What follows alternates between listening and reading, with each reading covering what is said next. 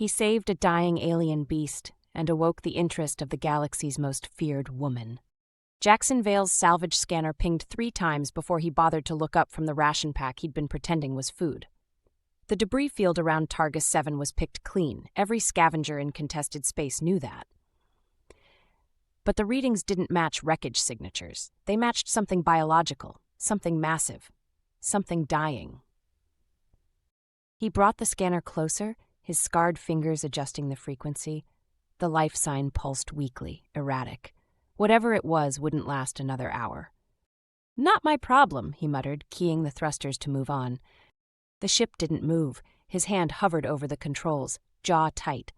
3 years of salvage work, staying invisible, staying safe. 3 years since the court-martial, since they'd stripped his rank for the crime of saving enemy wounded. He'd learned his lesson about playing hero. The life sign flickered, fading. Damn it. He redirected toward the coordinates, weaving through twisted metal and frozen coolant clouds. When he finally saw it, his breath caught. The creature lay sprawled across a shattered cargo platform, easily the size of his entire ship. Gray fur matted with dark blood, multiple eyes half-closed, flanks rising and falling in shallow gasps. A Shrykewolf. He'd only seen them in tactical briefings, apex predators from Valkor space worth more than a colony world. Jaxon maneuvered close, cycling through his mental catalog of xenobiology. The plasma burns across its hide were severe, 3rd degree at least, internal damage likely catastrophic. He had basic medical supplies designed for humans, not for whatever cocktail of alien biochemistry kept this thing alive. He should leave, report the location, collect a finder's fee, disappear. Instead, he grabbed his medical kit and suited up. The creature's breathing rattled when he approached, one massive eye cracking open to track him. Predatory intelligence flickered there along with something else. Pain. Resignation. "Easy," Jaxon said, his voice steady despite his hammering heart. He placed one gloved hand on the creature's shoulder, feeling the heat of fever beneath the fur. The eye watched him, waiting for the killing blow that would be mercy. Jaxon opened his kit instead. The work consumed him. He'd done field surgery in worse conditions, burning buildings, combat zones, once in 0G with a hull breach 3 meters away, but never on something that could swallow him whole if it woke up cranky. He adapted what he knew, injecting broad-spectrum antibiotics mixed with synthetic plasma, using a laser scalpel to debride the worst burns, sealing tissue with bonding agents that hopefully wouldn't poison alien cells. Hours blurred together. The moon of Targus 7 rose in the viewport, casting silver light across his workspace. Jaxon talked while he worked, a habit from too many emergency rooms. "You're lucky I'm stubborn," he said, checking the creature's pulse. Multiple hearts, all weak but strengthening. "They kicked me out for this, saving the wrong people. Guy I patched up had killed 3 of my squad mates, but he was bleeding out and I had the training." He injected another dose of stabilizers, watching the creature's breathing even out.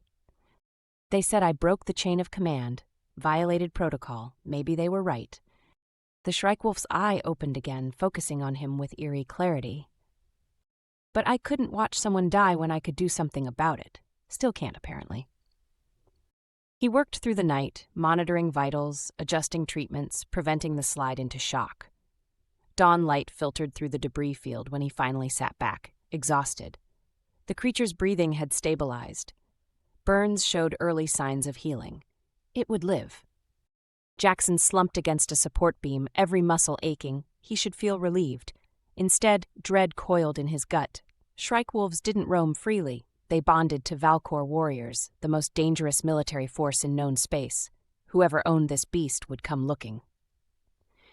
As if summoned by the thought, his proximity alarm screamed. He lunged for his scanner. 6 ships, no, 8. Valkor warships, their silhouettes unmistakable, decloaking from active camouflage in perfect formation. His salvage ship was a gnat by comparison. They'd been watching, waiting. "Of course they were," Jaxon said quietly. He stood slowly, raising his hands as armed soldiers materialized around him, their armor black and red, weapons trained on his chest. They moved with lethal precision, securing the area in seconds. None of them looked at him. All eyes were on the Shrykewolf. The soldiers parted like water. She walked through them with the same predatory grace as the creature he'd just saved. White hair fell past her shoulders, stark against skin marked with red patterns that seemed to shift in the light. Feline ears tracked every sound, and a tail moved in slow, measured sweeps. She wore fitted armor that suggested rather than hid the deadly form beneath, and her eyes, amber and ancient, fixed on Carrick's with an intensity that made Jackson's chest tighten. For a long moment she said nothing. She knelt beside the Shrykewolf, one hand resting on its massive head. The creature rumbled, a sound between purr and growl, and pressed closer to her touch. Something passed between them, wordless and profound. When she finally looked at Jaxon, her expression was unreadable. "You saved him," she said. Her voice was smoke and silk, accented but clear. "He was dying." "Yes." She stood, and suddenly the space between them felt very small. That happens when plasma fire tears through vital organs. Most would have let nature take its course. "I'm not most people." Her head tilted slightly, studying him the way a predator studies prey, or the way a scientist studies an anomaly. "No, you are not." She moved closer, circling him slowly. Jaxon held his ground, though every instinct screamed to retreat. "I am Seraphyx," she said, "commander of the Third Fleet. Carrick's has been bonded to me since I took my first command." Jaxon Vale, nobody of consequence. A lie. She stopped in front of him, close enough that he could see the individual markings on her skin, smell something like cinnamon and danger. "You operated on a Shrykewolf with equipment meant for humans. You stabilized him against impossible odds. You stayed, though you must have known we would come." Leaving seemed rude. The corner of her mouth twitched. It might have been amusement. It might have been something more dangerous. "You will accompany me," she said. It wasn't a request. "Carrick's must recover fully. You will ensure this happens." "And if I refuse?" She leaned in, her breath warm against his ear. "You won't." It wasn't a threat. It was certainty, absolute and terrifying. She pulled back, gesturing to her soldiers. They moved to transport the Shrykewolf, working with careful efficiency around the massive creature. Seraphyx turned to leave, then paused. "I'm grateful, Jaxon Vale. In my culture, debts are paid in full." She walked away, her tail swaying with each step, leaving him standing in the wreckage with armed guards and the growing certainty that he'd just made either the best or worst decision of his life. Probably both. The flagship's interior was nothing like Jaxon expected. He'd imagined cold efficiency, sterile corridors designed for war. Instead, the walls held a dark metallic warmth, inscribed with patterns that seemed to pulse with bioluminescence. The air carried unfamiliar scents, something mineral and organic at once, alive in ways human ships never achieved. Two guards flanked him through winding passages. Neither spoke. Neither needed to. Their hands rested on weapons that hummed with barely contained energy. They stopped at a door that eye-rised open, revealing quarters far more generous than any prisoner deserved. A sleeping platform, workspace, even a viewport showing the stars beyond. Medical equipment waited in one corner, sophisticated enough to make his salvaged kit look like children's toys. "Commander Seraphyx will summon you," one guard said before they withdrew. The door sealed behind them with a whisper of finality. Jaxon explored his cage. The medical equipment was Valkor military grade, designed for rapid battlefield intervention. He ran his fingers over the controls, mind already cataloging how each piece could be adapted, improved. Old habits. A wall panel chimed. When he touched it, a holographic display emerged showing Carrick's in what looked like a specialized medical bay. The Shrykewolf's vitals scrolled beside the image, stable, improving. Someone had already connected monitoring equipment. "I thought you might want to see." He spun. Seraphyx stood in the doorway he hadn't heard open, still in her armor, though she'd removed the heavier plating. The underlayer clung to her form, black material that moved like liquid when she stepped inside. "How long have you been there?" "Long enough to watch you examine my equipment like a man reuniting with old lovers." She moved to the medical display, her tail cutting elegant arcs through the air. "You disapprove of the monitoring setup." "The neural sensors are positioned wrong. They're reading surface activity, not deep tissue regeneration." "Show me." It wasn't a request. Jaxon pulled up the schematic, adjusting the sensor array configuration with quick gestures. Seraphyx watched over his shoulder, close enough that her warmth radiated against his back. "There," he said. "This placement will give you real-time data on cellular repair, let you catch complications before they cascade." She reached past him, her arm brushing his as she confirmed the changes. The sensors on the live feed shifted position. Carrick's readings immediately showed more detail. "You see patterns others miss," she said quietly. "I see what needs fixing." "The same thing." She circled around to face him, leaning against the console with casual confidence. "Dr. Sileth, my medical officer, believes you got lucky, that Carrick survived despite your intervention, not because of it." "What do you believe?" Her amber eyes held his, unblinking. "I believe you did something no one else attempted. The question is why." "Does it matter?" "Everything matters." She pushed off the console, closing the distance between them. "Motivations reveal character. Character reveals predictability. I do not understand yours, Jaxon Vale." "Maybe there's nothing to understand. I saw something suffering and helped." "No," she shook her head slowly. "Humans do not risk themselves for alien beasts without reason. You wanted something. Payment, leverage, reputation." "I wanted him to live." The words came out harder than he intended. Seraphyx's ears flicked forward, reading micro-expressions he didn't know he was making. "You are angry," she observed. "I'm tired of people assuming compassion needs justification." "In my experience, it does."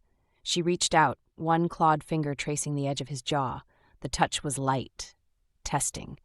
"Compassion is weakness pretending to be virtue. It creates debts and dependencies. It makes you vulnerable." Jaxon caught her wrist, not roughly but firmly. "It kept your bondmate alive." For a heartbeat, something flickered in her expression. Surprise, maybe, or recognition. She pulled her hand back, slowly, deliberately. "Yes," she said, "it did." Silence stretched between them, charged with unspoken calculations.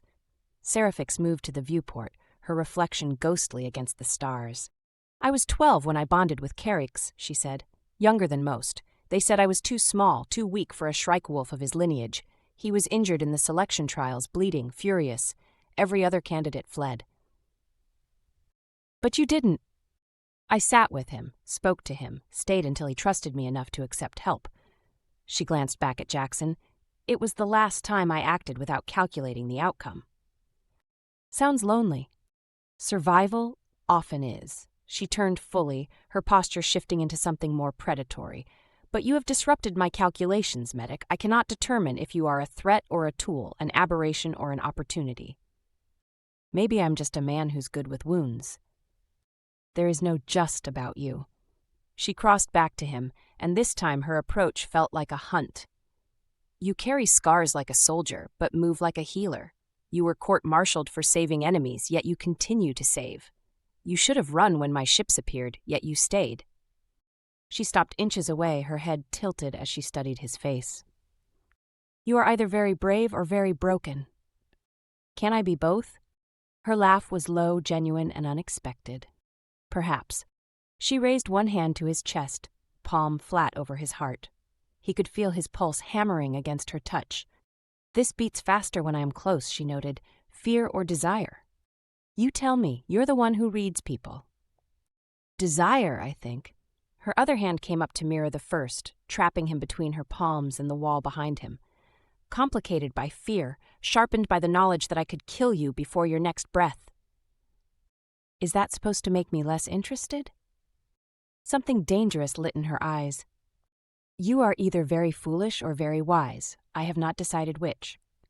"Take your time. I'm not going anywhere." "No." Her voice dropped to something between a purr and a promise. "You are not." She leaned in, her breath ghosting across his throat, then pulled back just as suddenly. The loss of contact felt like cold water. "You interest me, Jaxon Vale. That is rarely good for anyone." She moved to the door, her movements fluid and unhurried. "Rest. Tomorrow you will meet my command staff. They will want to understand how a human managed to accomplish what our best medics deemed hopeless." "And after that?" Seraphyx paused in the doorway, looking back with an expression that promised complications. After that, we will see if you survive your usefulness." The door sealed behind her, leaving Jaxon alone with his racing heart and the growing certainty that he'd stepped into something far more dangerous than plasma burns and dying beasts. He looked at the monitoring display showing Caryx's steady recovery, then at the door where Seraphyx had disappeared. "What have I gotten myself into?" he muttered. The stars beyond the viewport offered no answers, only the infinite darkness between worlds and the understanding that some debts were paid in ways that changed everything. Jaxon spent the next morning in Caryx's medical bay, adjusting treatments while Dr. Sileth watched with thinly veiled hostility. The Valkor physician was tall even by her species' standards, her gray fur marked with blue patterns that denoted medical rank. "The cellular regeneration is accelerating beyond projected rates," she said, reviewing the data with clear irritation. "Your barbaric improvisation should not be working." "Sometimes barbaric is what survives," Jaxon replied, checking the latest tissue samples under magnification. Caryx's massive head turned toward him, multiple eyes blinking in sequence. The Shrykewolf had been watching him since he arrived, that eerie intelligence tracking every movement. When Jaxon approached to change a dressing, Caryx rumbled, not threatening, but acknowledging. Jaxon placed his hand on the creature's shoulder, feeling the powerful muscles beneath the healing skin. "You're doing good," he said quietly. "Another few days and you'll be terrorizing the galaxy again." Caryx's rumble deepened, almost content. One massive paw shifted, resting near Jaxon's leg. Not trapping, just present. Dr. Sileth made a noise of disbelief. "He allows you to touch him freely. It took me months to earn that privilege." "Maybe he remembers I didn't give up on him. Or perhaps he senses you are as much a curiosity to Commander Seraphyx as you are to him." Sileth's tone sharpened. "Be cautious, human. Her interest is not always survivable." Before Jaxon could respond, the bay doors opened. Seraphyx entered with 3 officers in full tactical armor, their bearing screaming military elite. She'd changed into command dress, still fitted, still suggesting lethality beneath elegance, but marked with rank insignia that caught the light. "Jaxon Vale," she said, her voice carrying authority that made even Sileth straighten. "You will join us." "For what?" "A briefing. You claim to see patterns. I would test that claim." The tactical center was built for war. Holographic displays showed fleet positions, enemy movements, resource allocations across 3 star systems. Her command staff, all Valkor, all radiating competence, tracked data with predatory focus. Seraphyx gestured to the central display. "The Helix Syndicate has fortified this mining station," she said, highlighting a structure in the asteroid belt. "Standard assault would cost lives I prefer to keep. Suggestions." Her officers provided tactical analyses, breach points, fighter coverage, estimated casualties, all competent, all bloody. Seraphyx's gaze found Jaxon. "You are quiet, medic. You didn't bring me here for small talk." "No, I brought you because Caryx responds to you, and Caryx is rarely wrong about people." She enlarged the station schematic. "What do you see?" Jaxon studied the display, old instincts surfacing. He'd done combat triage long enough to recognize structural vulnerabilities, to see where systems failed under stress. "Their life support is centralized," he said, pointing to a junction deep in the station. "Here, one node feeding everything. You hit that, you don't need to breach the hull. They'll evacuate on their own to avoid suffocation." The room went quiet. Her officers exchanged glances, some skeptical, some impressed. "Elaborate," Seraphyx commanded. "Life support failures create panic. Panic creates mistakes. You position forces at the evacuation points and take them as they flee. Minimal casualties, maximum tactical advantage. And if they choose to die rather than surrender, then you've learned something about their resolve. But most people choose breathing over principle when it comes down to it." Seraphyx's expression remained neutral, but her tail moved in slow, deliberate patterns. Reading her was like reading storm clouds, beautiful and ominous. "Commander Torvin," she said to her lead officer, "analyze this approach." Torvin, a scarred veteran with gray streaking his dark fur, worked the tactical display. After several minutes, he looked up. "It could work. Losses would be minimal, control would be surgical." "Implement it." Seraphyx dismissed her staff with a gesture. They filed out, leaving only her and Jaxon in the vast tactical center. "You see biology in everything," she said, approaching him through the holographic displays. "Weakness as opportunity, vulnerability as leverage. I see systems, everything breaks if you know where to apply pressure. Including people. Especially people." She smiled, and it was dangerous. "Come with me." The training hall was empty, space designed for combat practice with padded walls and weapon racks. Seraphyx stripped off her command dress down to the black underlayer, her movements efficient and unself-conscious. The view was calculated distraction, and Jaxon knew it. "You think tactically," she said, selecting 2 practice blades from the rack. "But can you move?"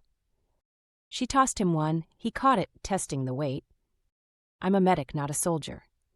"You were a soldier once, before they broke you for having ethics." She circled him, blade held loosely. "Show me what remains." She struck without warning. Jaxon blocked on instinct, muscle memory from basic training years old, but still present. Her follow-up came faster, testing his reflexes. He gave ground, defensive, reading her patterns. "You are hesitating," she said, pressing the attack. "I'm learning." "Learn faster." She swept his legs. He went down but rolled, coming up with blade ready. Her eyes gleamed with approval.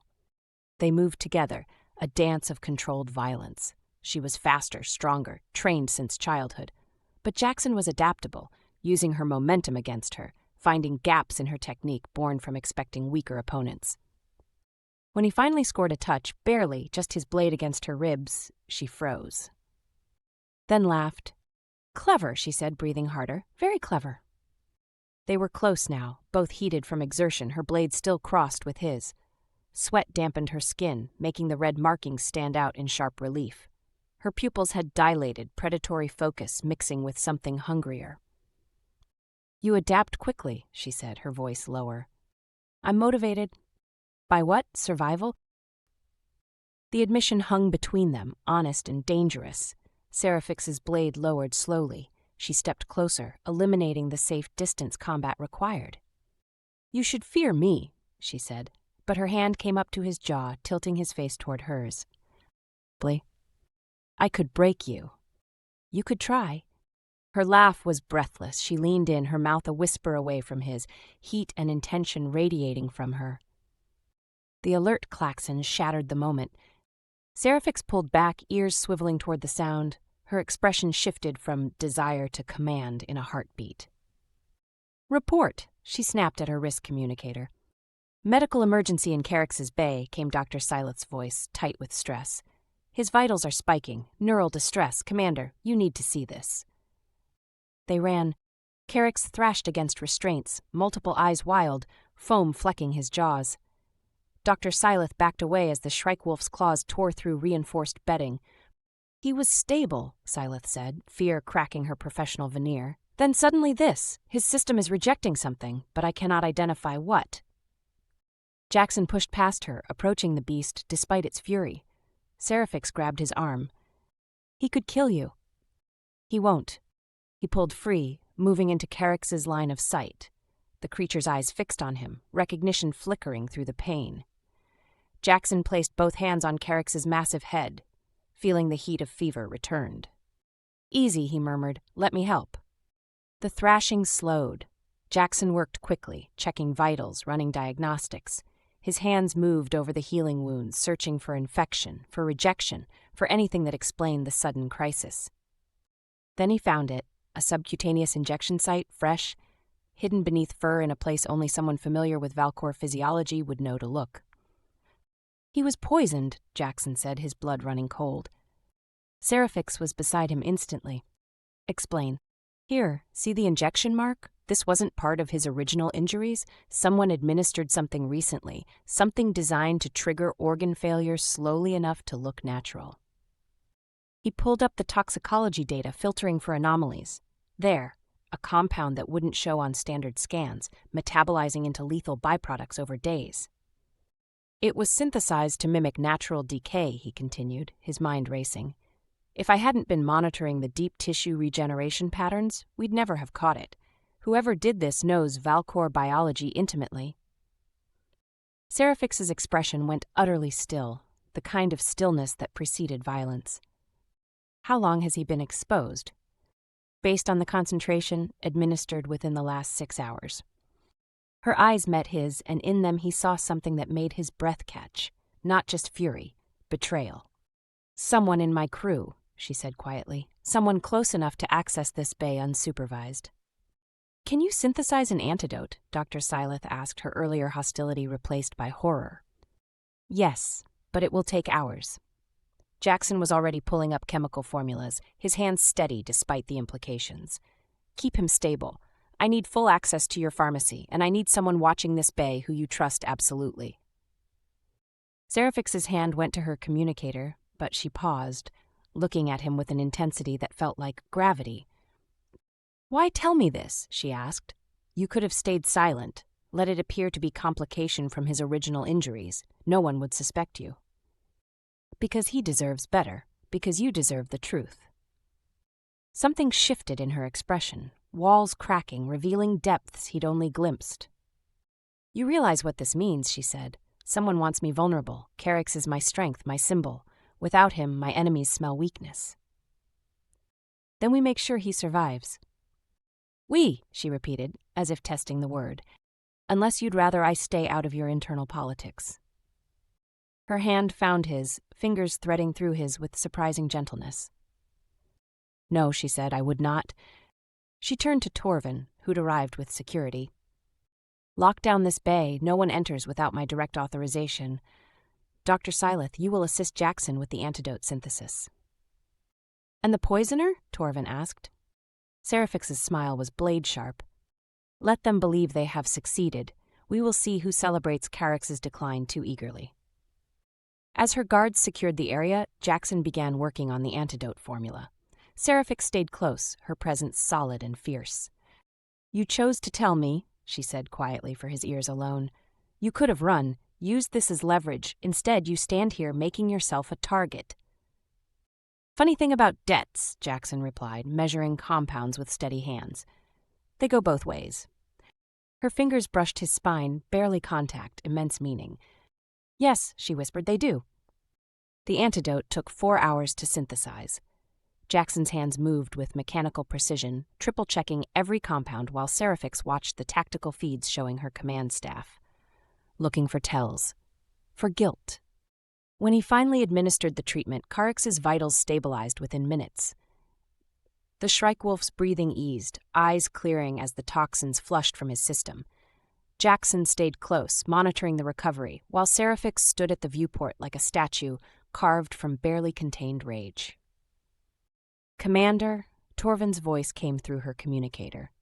"The diplomatic delegation from the Helix Syndicate has arrived. They wish to discuss terms." Seraphyx's ear twitched. "Tell them I will receive them in 1 hour, full ceremony." She turned to Jaxon, her expression unreadable. "You will accompany me to a diplomatic meeting. You have proven useful for seeing what others miss. Perhaps you will see who looks too comfortable when they should be concerned." The ceremonial hall was designed to intimidate. Vaulted ceilings, battle standards from conquered worlds, and a throne-like chair positioned to force visitors to approach from below. Seraphyx sat with perfect poise, her command staff arrayed on either side. Jaxon stood slightly behind her right shoulder, close enough to matter, ambiguous enough to confuse.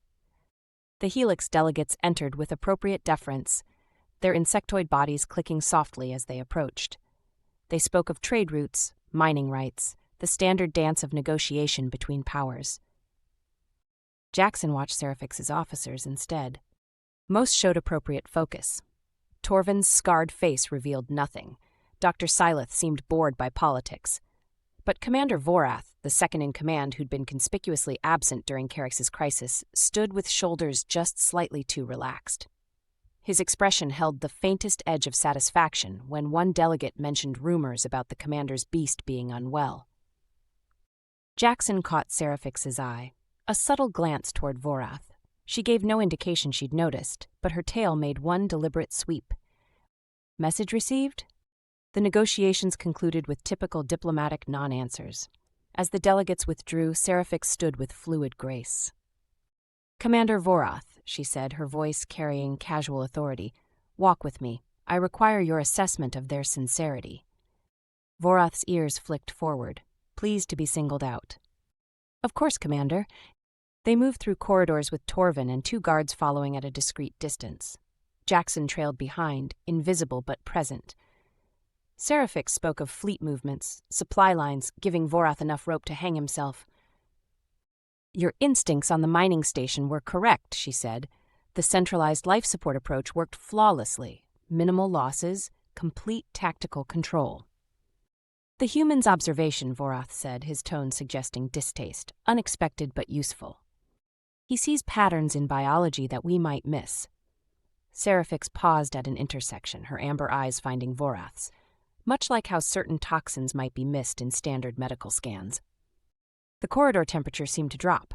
Vorath's posture shifted infinitesimally, weight redistributing, muscles preparing. A fascinating coincidence, he said carefully, that Carrix would suffer complications after appearing to recover. Yes, fascinating. Seraphyx's smile was all teeth. Particularly since Dr. Sileth's logs show only authorized personnel accessed his bay. You visited him this morning, I believe, to check on his progress? Vorath's hand drifted toward his sidearm. I did, as any concerned officer would. Concerned, Seraphyx repeated softly. Is that what we are calling ambition now? Everything happened at once. Vorath drew his weapon, firing at Seraphyx in the same motion. She was already moving, inhuman reflexes carrying her aside as plasma seared the wall behind her. Torvin and the guards raised their weapons, but more officers emerged from side passages. Vorath's conspirators, weapons trained on their commander. You have made yourself weak, Vorath said, his weapon steady on Seraphyx. Keeping that beast as a crutch, trusting a human, showing sentiment. The fleet deserves stronger leadership. And you believe yourself that leader. I believe the Empire requires commanders who understand that compassion is liability. He gestured with his weapon. You should have let Carrix die in that debris field. Instead, you demonstrated exactly the weakness I have been telling the Council about. Seraphyx's laugh was low and deadly. You think saving him was weakness? I think bonding with beasts makes you predictable. Keeping humans makes you foolish. You have lost your edge, Seraphyx. Jaxon had been calculating distances, counting weapons, assessing odds. 6 conspirators plus Vorath, 3 loyal guards plus Torvin. Seraphyx unarmed in the center of a kill zone. The mathematics were ugly. He moved before conscious thought could stop him. The medical injector he'd palmed from his kit hissed against the nearest conspirator's neck. Concentrated sedative, fast-acting. The Valkor dropped instantly. Jaxon grabbed the falling weapon, firing at the second conspirator before they could adjust their aim. Seraphyx used the distraction to close distance with Vorath, her claws extending as she became something primal and terrifying. They collided with savage force, all pretense of civilization stripped away. Torvin and the guards engaged the remaining conspirators with brutal efficiency. Jaxon fought like a medic who'd survived war zones. No grace, just desperate competence. He dropped another conspirator with a shot to the leg, incapacitating rather than killing. Someone slammed into him from the side, claws raking across his ribs. Pain flared white-hot, but he twisted, bringing his weapon up under his attacker's jaw. Yield, he gasped. The conspirator spat at him and lunged. Jaxon fired. Across the corridor, Seraphyx had Vorath pinned against the wall, one hand around his throat, claws piercing skin. Blood ran dark against gray fur. Her other hand held his weapon arm at an angle that promised breaking bones. You wanted to see strength, she hissed, her voice barely recognizable. Let me demonstrate. You will not kill me, Vorath choked out. The Council will demand answers. Executing me proves everything I said about you losing control. Who said anything about execution? Seraphyx's smile was horrible. I am simply ensuring you survive to stand trial, though I cannot promise how comfortable that survival will be. She looked past him, her eyes finding Jaxon where he leaned against the wall, hand pressed to his bleeding side. Medic, she called, her voice still carrying that dangerous edge. I require your expertise, keeping someone alive who very much deserves to die. Jaxon pushed off the wall, moving despite the pain. I can do that. The next hour was organized chaos. Seraphyx's loyal forces secured the ship, rooting out the remaining conspirators. Dr. Sileth, cleared of involvement through comm logs showing she'd been in surgery during the poisoning, worked with Jaxon to treat the wounded. Vorath and his co-conspirators were locked in the brig, alive but ruined. When the immediate crisis passed, Seraphyx found Jaxon in the medical bay where Dr. Sileth was sealing the claw wounds across his ribs. "You should not have intervened," Seraphyx said, but her hand was gentle when it touched his shoulder. "You are not a soldier." "I'm not a lot of things, apparently." He winced as Sileth applied regenerative gel. "But I wasn't going to watch you die." "Why not? It would have solved your captivity problem quite neatly." "Because debts go both ways, remember?" Seraphyx dismissed Dr. Sileth with a gesture. When they were alone, she circled around to face him, her expression complex with emotions he was beginning to recognize. "You saved my life. You saved mine first, by not letting your people kill me in that debris field." "That was pragmatism. Carrick's needed you." "And this was what? Stupidity?" "Probably." Her hand came up to cup his face, her touch careful around the bruising. "You fought for me, bled for me. You had every reason to let Vorath succeed, to escape in the chaos, yet you stood." "Where else would I stand?" Something in her broke then. Not weakness, but walls finally crumbling under pressure they were never meant to sustain. She leaned forward, her forehead resting against his, breath mingling in the small space between them. "I have never trusted anyone the way I trust Carrick's," she whispered. "Trusting is vulnerability. Vulnerability is death in my world. And now I find myself trusting a human who should be my prisoner but feels like something else entirely." Jackson's hand came up to the small of her back, pulling her closer. The motion sent pain through his injured ribs, but he didn't care. "What does he feel like?" he asked. "Dangerous," she said. "Necessary, mine." She kissed him then, and it was nothing like the teasing, almost touches from before. This was claim and surrender, need and acknowledgement. Her hands tangled in his hair, careful of her claws but fierce in their intensity. He pulled her against him despite the protest of his wounds, tasting cinnamon and something uniquely her. When they finally broke apart, both breathing hard, her eyes had darkened to molten amber. "My quarters," she said. "Now. I'm injured. I will be careful. Will you?" Her smile promised absolutely nothing careful. "No." She pulled him through corridors with single-minded purpose, past guards who suddenly found other directions to look. Her quarters were larger than his, dominated by a sleeping platform designed for someone who moved like a predator, even in rest. Seraphyx sealed the door and turned to him, her hands already working the fastenings of his shirt. "This will hurt," she said, peeling fabric away from his bandaged ribs. "Worth it." She laughed, low and pleased, and pushed him back onto the platform. The underlayer she wore disappeared with efficient grace, revealing skin marked with patterns that seemed to glow in the dim light. She was strength and curves, danger and desire. Everything his rational mind said was a terrible idea. He reached for her anyway. She came to him like a storm, all controlled power and burning intensity. Her mouth found his throat, teeth grazing without breaking skin, marking him with pressure alone. His hands explored her back, feeling muscle and softness, the base of her tail where it met her spine. She made a sound that was pure pleasure. "Careful," she breathed against his skin. "You are discovering sensitive areas." "Should I stop?" "If you do, I will hurt you more than Vorath managed."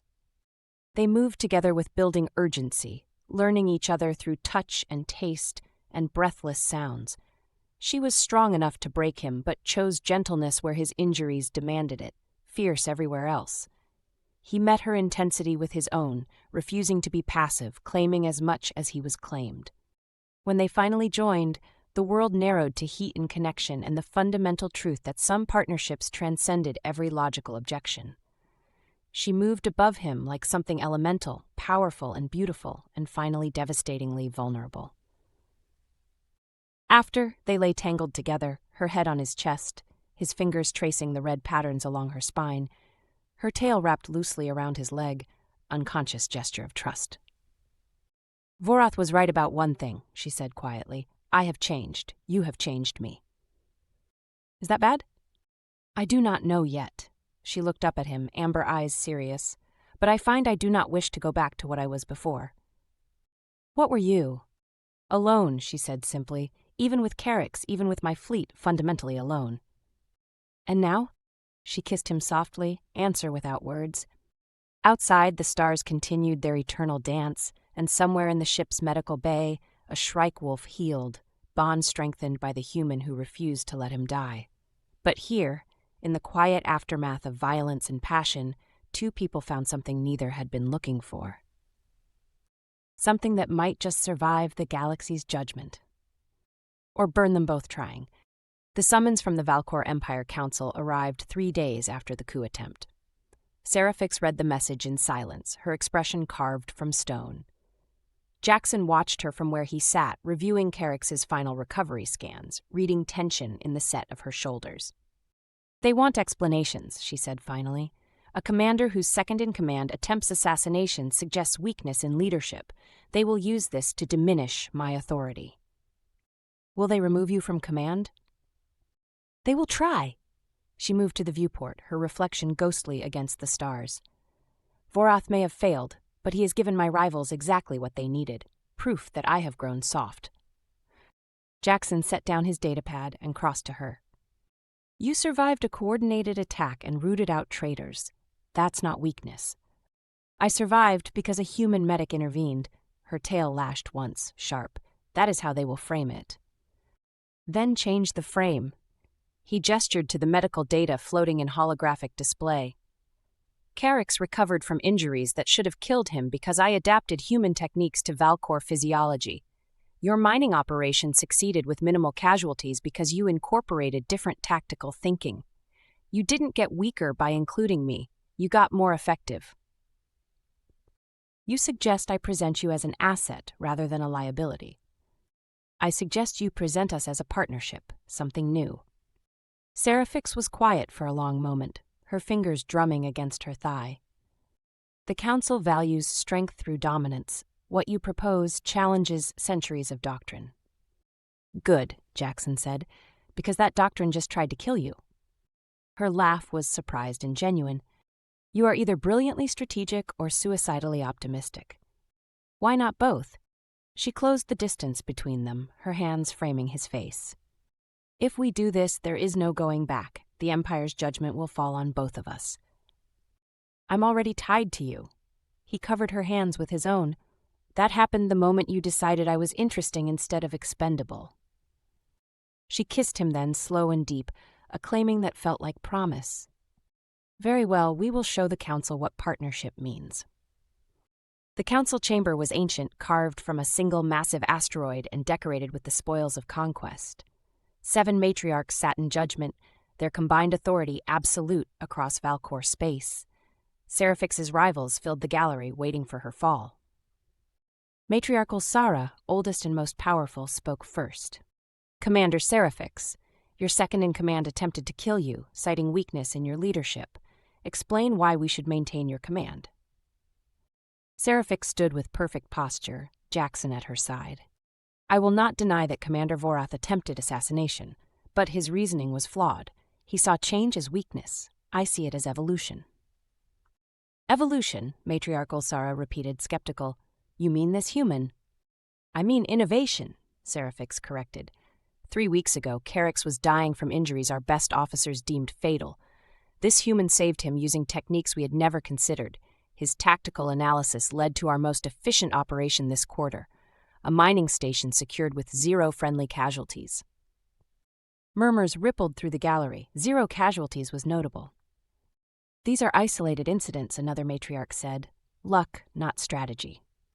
Then examine the data, Jaxon said. Every eye turned to him. Speaking unbidden in council was forbidden, but Seraphyx had warned him that showing deference would be worse than showing spine. Matriarchal Sara's ears went flat. The human speaks. The human has data, Jaxon replied, projecting medical and tactical reports. Caryx's recovery rate exceeded Valkor projections by 40%. The mining operation achieved 97% efficiency compared to the fleet average of 72%. These are measurable results from applying human problem-solving to Valkor challenges. You mean weakness, a rival commander called compassion, hesitation. I mean winning, Jaxon shot back, with fewer losses and better outcomes. You can call that weakness if you want. The numbers call it superior. The chamber erupted. Seraphyx remained still, letting Jaxon's words settle. Matriarchal Sara raised one hand, demanding silence. Bold words from a species barely capable of interstellar travel. Why should the Valkor Empire listen to anything you propose? Because conquest is expensive, Jaxon said. Every battle costs lives, resources, time. What if you could achieve the same objectives with better strategy? The Empire could expand twice as fast with half the losses by incorporating different perspectives. From humans, another matriarch said, from lesser species. From anyone with good ideas, species doesn't matter, results do. Seraphyx finally spoke, her voice cutting through the tension. The Empire was built on strength, but strength has many forms. I propose a pilot program. Give me 1 year to demonstrate that cross-species collaboration produces superior outcomes. If I fail, remove me. If I succeed, consider expanding the program. And what role does this human play? Matriarchal Sara asked. Seraphyx's hand found Jaxon's, their fingers threading together in full view of the council. He is my partner in strategy and innovation in all things. The chamber fell silent. Partnerships in Valkor culture implied equals, a status rarely extended even between their own kind. Offering it to a human was unprecedented. You ask us to approve equality with a lesser species, Matriarchal Sara said slowly. I ask you to approve results over prejudice, Seraphyx replied.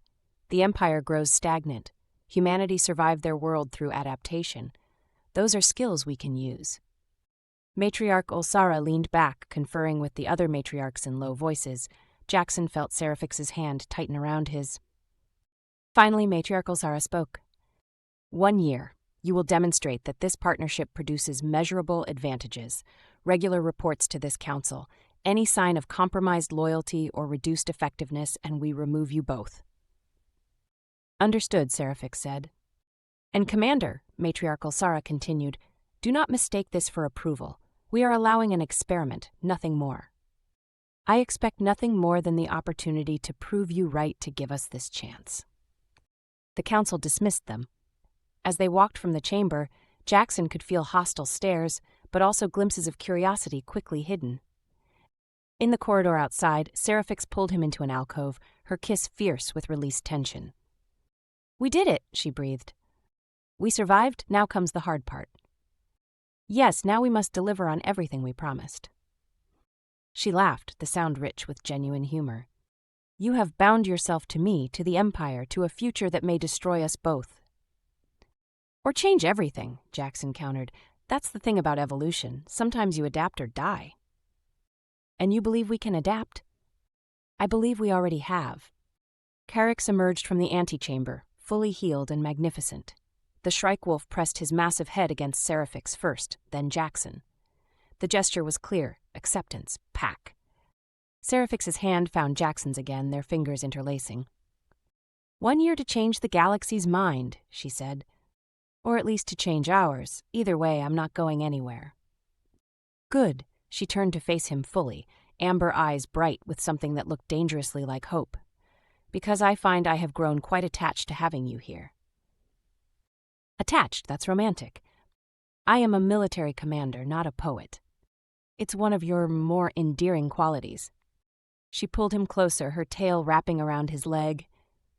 Stay with me, she said quietly. Not because the council demands it. Stay because you choose this. Choose us.